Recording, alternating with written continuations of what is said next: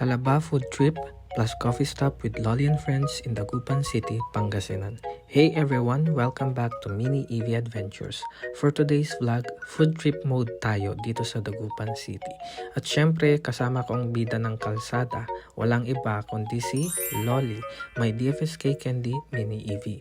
Malit siya pero ang confidence, pang SUV. Let's go! Habang umiikot kami sa Dagupan, si Lolly chill lang. Parang sinasabi niya na relax lang kayo. Super dali i-drive, tipid pa. Tipong mas mahal pa ata yung Talaba mamaya kaysa sa kuryente ko. First stop, Talaba. Dagupan is well known for its fresh oysters and today we're finally trying them.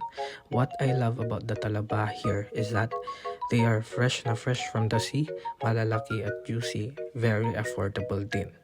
Pwede grilled, steamed, or raw. Pero yung may cheese, ibang level. Parang sinasabing bukas na muna ang diet. Honestly, mapapa-extra rice ka kahit wala namang rice. After that satisfying seafood feast, we headed to a cozy coffee shop. Nothing beats good drinks, relaxing vibe, tambay at kwentuhan after a solid food trip.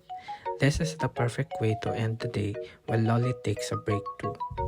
Today's adventure with Lolly proves that kahit small car, you can have big experiences. Mini EV life is practical, eco-friendly, and super fun.